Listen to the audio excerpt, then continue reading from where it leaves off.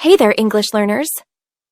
Welcome back to another episode of the English Leap podcast, your go-to podcast for learning English, where we grow your language skills and your confidence side by side. I'm Erin. And I'm Evan. Whether you're learning English, setting big goals, or just wondering why you haven't started that New Year resolution you made 3 months ago, this episode's for you. Because today, we're diving into a topic we know will hit home. Okay, Evan, be honest. Have you ever made a huge to-do list, felt super motivated, and then rewarded yourself with a nap before doing anything? Oh, 100%. I once spent 2 hours organizing my planner and then took the rest of the day off. I had a vision board, motivational quotes, everything except energy. Yep. That's the spirit of today's episode. We're talking about a feeling a lot of people relate to, but don't often admit. Being ambitious, but kinda lazy. You've got the dreams, the vision, the potential. But somehow you still end up binge watching videos with a snack in each hand. Exactly.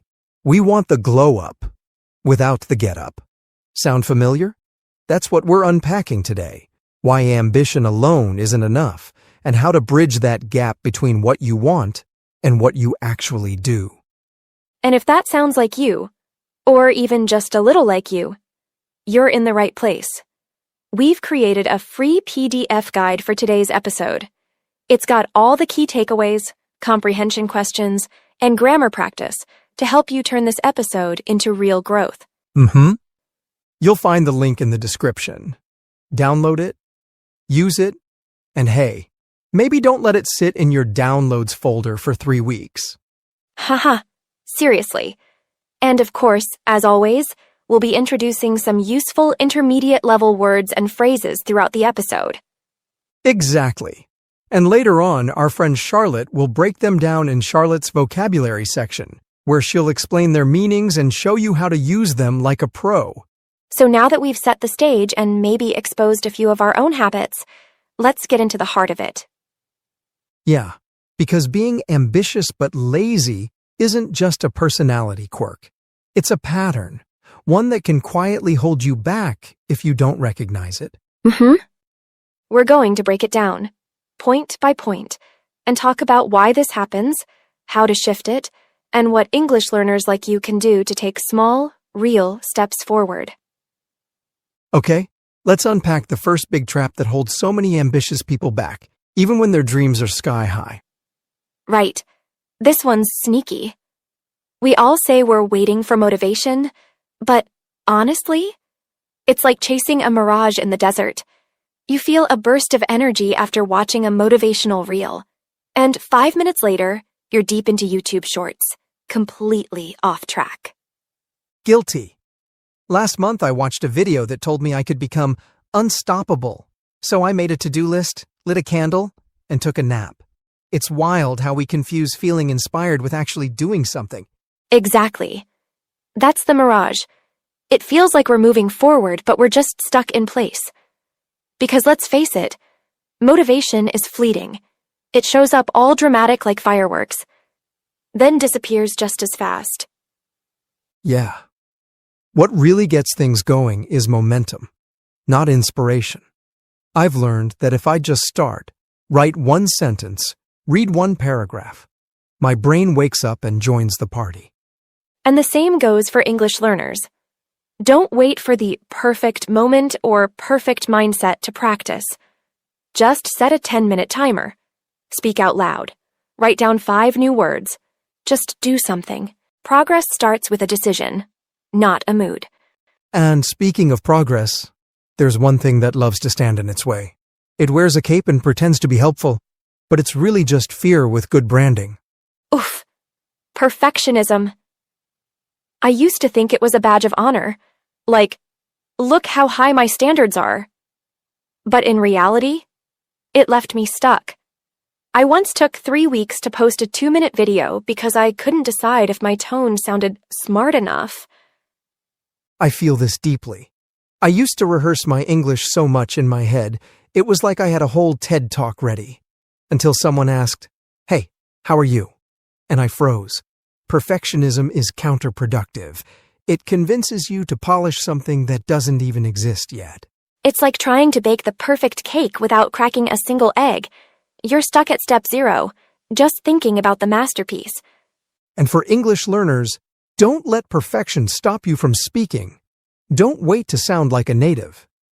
Speak now. Stumble. Learn. That's the real formula. Yes, swap out perfect for progress. That one shift, total game changer. So once you stop waiting for perfection and finally take that first step, you'd think things would flow, right? You'd think, but then comes the overwhelm. Suddenly, it's not one step. It's 15 directions at once. And boom, you're stuck again. You know this one. You set 15 goals, color code your planner, buy new pens, and then binge watch productivity hacks on YouTube for 3 hours. I once had 12 goals for the month. Want to guess how many I achieved? 0. But my desk was spotless. That illusion of being productive was really just mental clutter. Yup, we call this goal bloating. You're carrying so many goals, none of them move. Like trying to juggle water balloons. You can't catch anything because you're holding everything. That's where you have to streamline. Pick one focus, not 5. Just one. That's how momentum builds. And English learners, this is huge. Don't try to master pronunciation, grammar, vocabulary, and writing all at once. Choose one. For this week, maybe it's speaking. That laser focus makes your progress compound over time. The secret isn't more goals. It's less noise and more doing. One step, one target, one win at a time. And just when you think you've narrowed it down and you're ready to move, there's another sneaky trap waiting for you. Oh yeah, this one wears a suit and calls itself productivity. But really, it's just procrastination in disguise.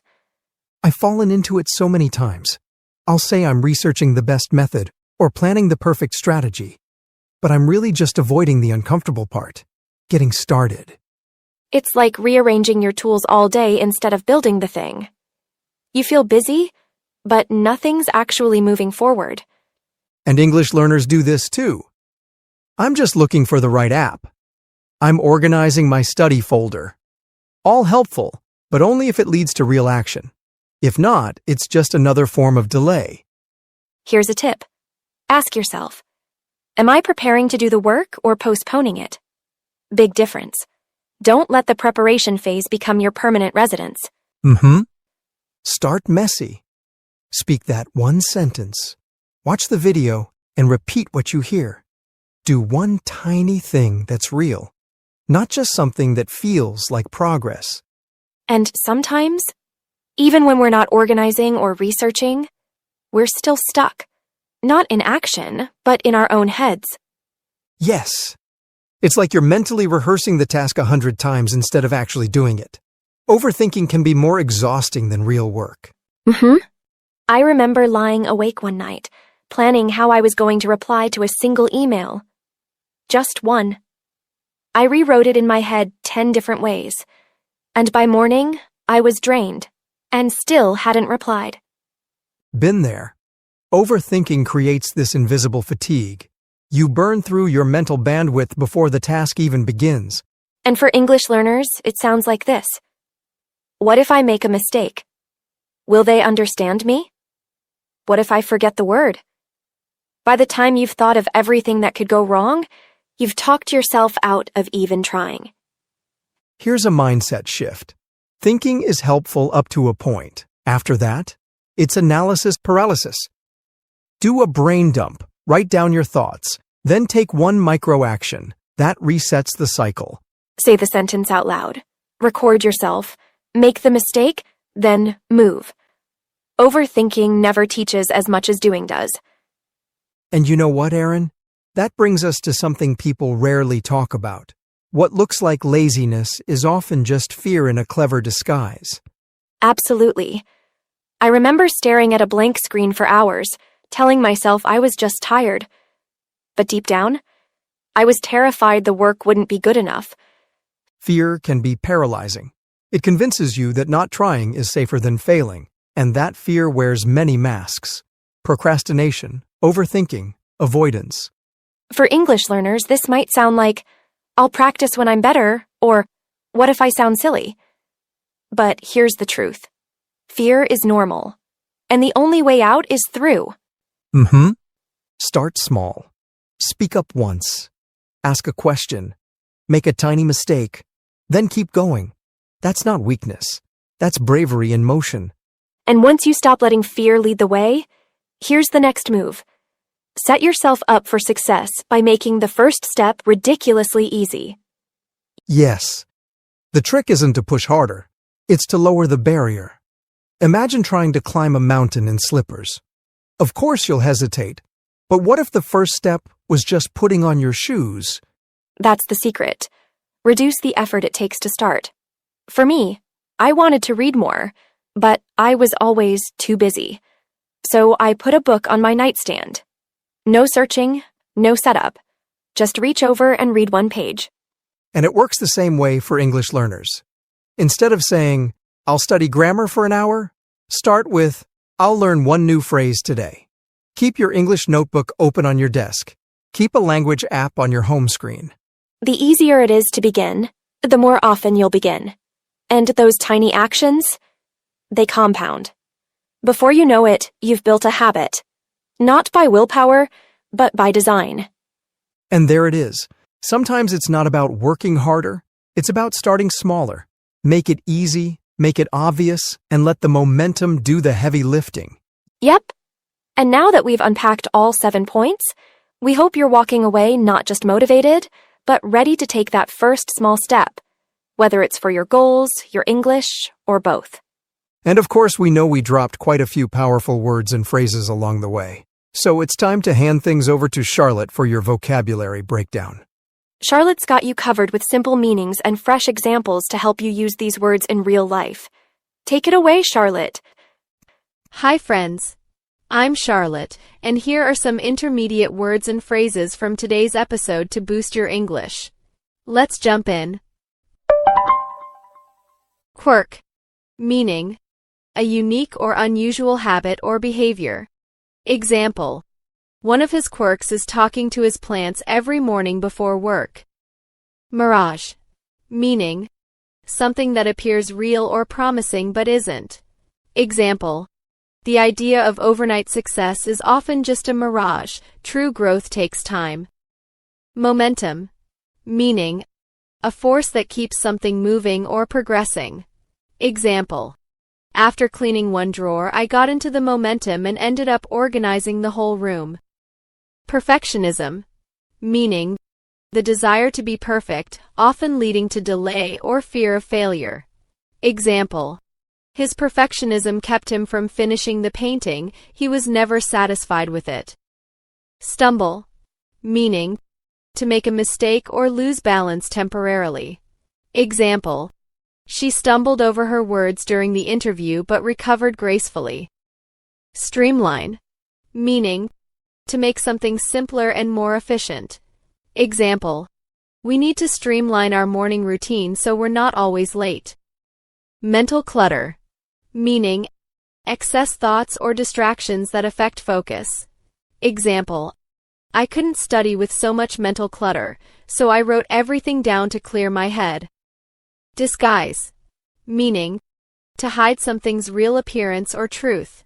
Example. His confidence was actually a disguise for how nervous he felt inside. Overwhelm. Meaning, to feel stressed or unable to manage due to too much happening. Example. I was overwhelmed by the number of messages waiting for me after my trip. Frustration. Meaning, the feeling of being upset or annoyed because things aren't going as expected. Example. She felt deep frustration when the website kept crashing during her test. Friction.